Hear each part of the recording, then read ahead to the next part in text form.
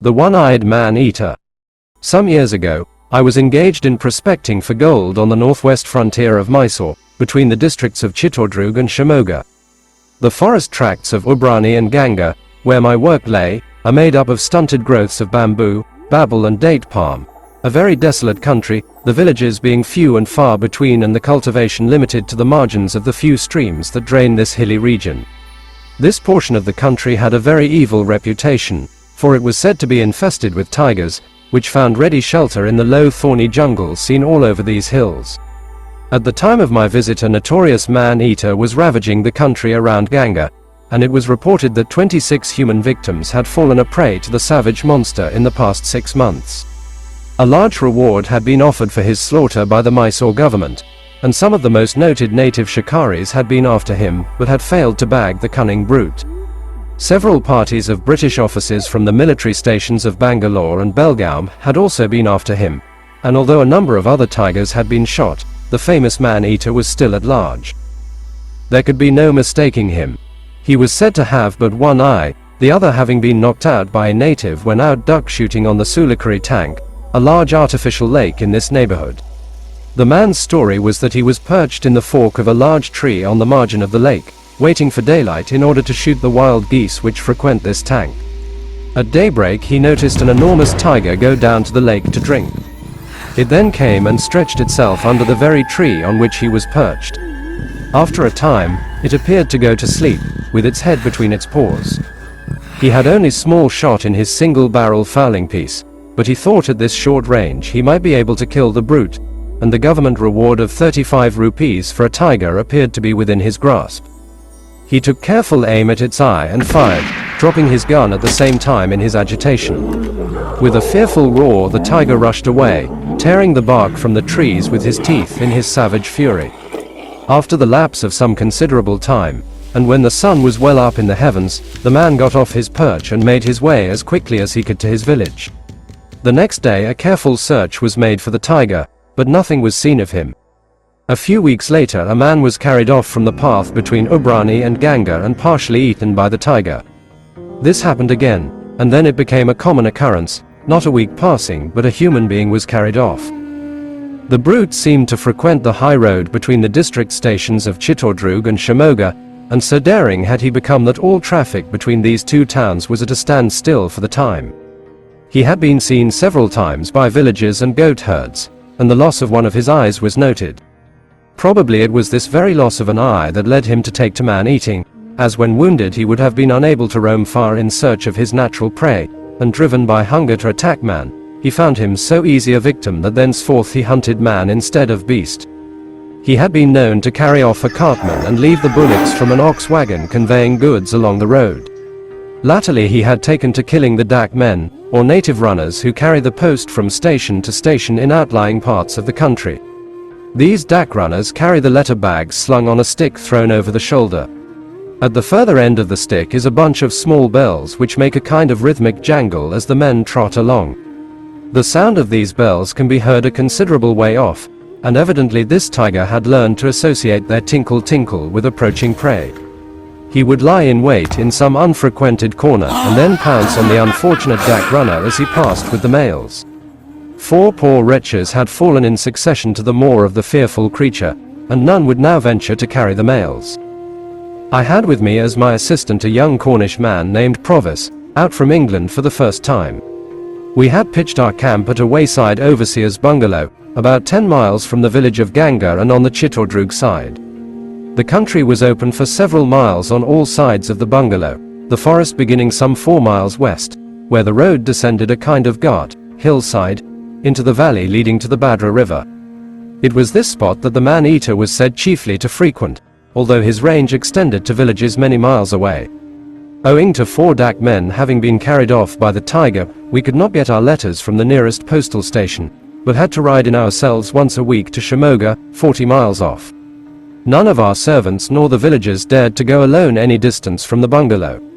Provis had heard and read so much of tiger shooting that he was eager to have a pot at the tiger, all the more so from the fact of its being a man-eater, for great would be the kudos should he bag him. We scoured the country for miles, doing our prospecting at the same time, but never got sight of the tiger. We sat out night after night in a makan in all the most likely places, with a fine buffalo as a bait, yet no tiger came. When we were at Ganga, we heard of him at Ubrani. When we got there, he had killed at some village 10 miles off. We should have grown skeptical as to the existence of the tiger if it were not for the gruesome sight of the partially eaten body of a young woman taken from the fields in broad daylight at a village 7 miles from our camp. If we could have induced the poor weeping relatives to leave the body where it was found, we might probably have got a shot at the monster on his return to complete his meal. But we had not the heart to urge it on him, when they wished to remove what was left of their kinswoman for burial. We gave them sufficient money to bury their dead and drown their sorrow in arak, and turned away heart-sick at the ghastly spectacle we had just witnessed, vowing that we would not relax our efforts to rid the place of the brute. Talking over the events of the day at the bungalow, Provis suggested that if one of us disguised himself as a dak man and carried the bells over his shoulder and trudged the bit of Ghat road where the tiger had carried off the 4 dak men, while the other perched himself in a makan just near the spot where the tiger had made his previous attacks, we might probably get a shot at him. He thought that even if nothing came of it, the attempt would still serve to hearten the natives and show them that dak running was not so dangerous after all. This last argument, the inconvenience we had ourselves suffered from the stoppage of the post together with the need of a little excitement in our humdrum life, induced me to consent to his proposal. No thought of danger ever entered my mind for the moment. The toss of a rupee soon decided that I was to enact the dak man and Provis do the shooting from the makan. We sat up long, talking over the details of our madcap scheme, and probably dreamt of it that night. Next morning we got together a number of villagers, and set off for the scene of the night's operations. The news of our plot to circumvent Master Stripes soon got wind, and the whole male population of the village assembled to help to erect the makan. Halfway down the declivity was a large tree which overhung the road at the angle of a zigzag. In order to cut off this corner, the natives took a short cut across the zigzag. This path was worn into deep ruts, and it was along these ruts that the tiger concealed himself when lying in wait for the dak men. From the makan in the tree, the roadway on both sides, as well as the short cut, could be plainly seen. Provis was to ride over at 4 o'clock in the afternoon and conceal himself in the makan. I was to ride over at about 6, dismount some distance away from the edge of the jungle, send the pony back and then begin my experience as a dak man. Nothing would induce our syces, grooms, to remain with the ponies anywhere near the Ghat, so we arranged to walk back to the bungalow after our adventure. Prompt to the hour, Provis set out and ensconced himself in the makan, taking with him our whole battery of 2 double-barrel smooth bores and a Snyder carbine.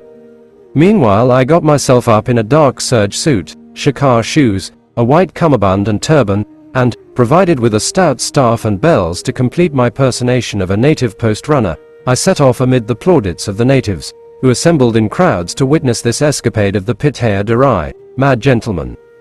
It was just dusk when I got to within a mile of the head of the Ghat. A bright moon was soon shining, so objects were clear enough. I dismounted and sent back my pony and began my tramp towards the jungle, shaking my bells as I went. I had 2 miles in all to go before reaching the makan. The first mile was in comparatively open ground. After that the forest deepened and but little of the roadway could be seen. I had started my tramp in a careless mood, thinking more of my ludicrous disguise than of any danger to myself. As I descended the declivity, I began to realize my position. Supposing the tiger actually attacked me, what was I to do? I was wholly unarmed with the exception of the wooden staff, but what was that when matched against a tiger? I felt more than half inclined to turn back and concoct some tale as to my return. But what of Provis? Could I shout to him from where I was? Might not this very shouting attract the tiger? To turn back then was perhaps as dangerous as to go forward, for the tiger might already be behind me. A glance backward sent a cold shiver all over me, and I set off at a sharp trot to join Provis. The jingling of the bells seemed to reassure me, and I went along for a few hundred yards. Suddenly I came to a stop, my heart beating furiously. There was a dark object standing by the road. The tiger. Should I run from it? My sudden stopping evidently alarmed the beast, and it scampered off into the jungle, with the unmistakable lope of a jackal. I cannot recollect what happened in the next few minutes, but I found myself under the makan and Provis shouting, "What on earth has scared you, old man? Did you see the tiger?"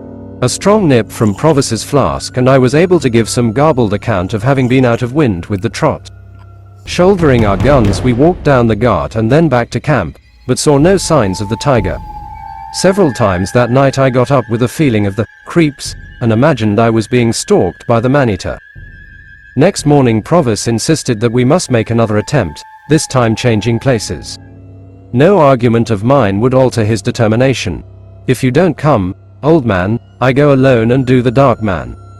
I won't have the natives say that the Chik Darai, little gentleman, is afraid.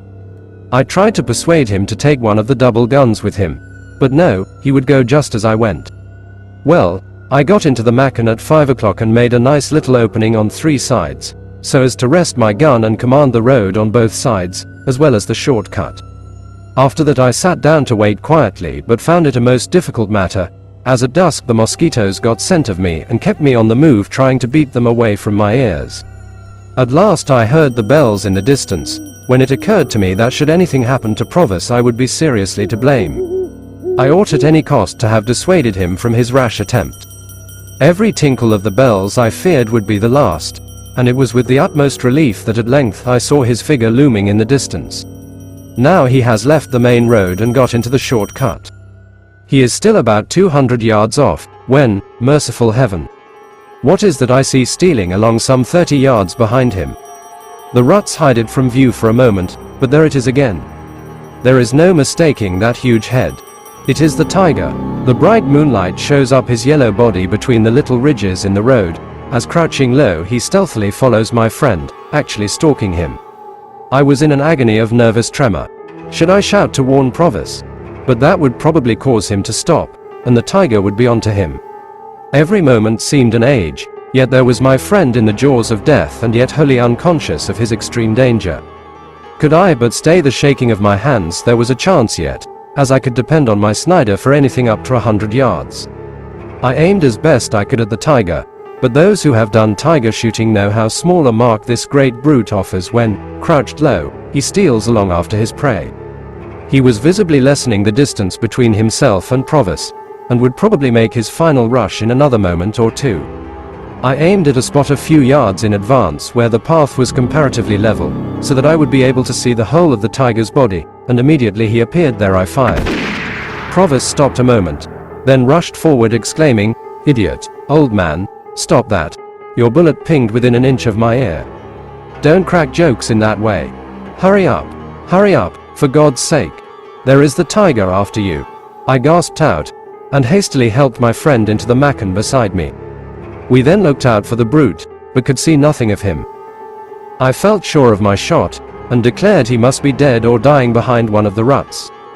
Provis was thoroughly scared when I told him of his narrow escape, and we both vowed we would never attempt tiger shooting in that manner again. After waiting a quarter of an hour, we fired several shots into the air. Waiting an hour and hearing nothing, we again discharged our pieces and then, reloading carefully, descended and walked to where I last saw the tiger, but there was no tiger there. Feeling quite sure that we would recover him in the morning, we walked home and received quite an ovation from the natives when I told them that their arch enemy was slain. Next morning we carefully searched the ground, but although the mark where my bullet struck the ground and glanced off and the marks of Provis's shoes were distinct, there was not the slightest trace of a tiger's pug anywhere about. To this day I cannot be sure whether it was a tiger I fired at, or merely a phantom of my heated imagination. That the tiger was not dead we had sickening evidence a week later, when the head, arms and legs of a man were brought to us. The poor fellow had been killed the previous day at Ubrani, and the remnants of the tiger's meal were brought us to view, as a silent reproach for our want of success.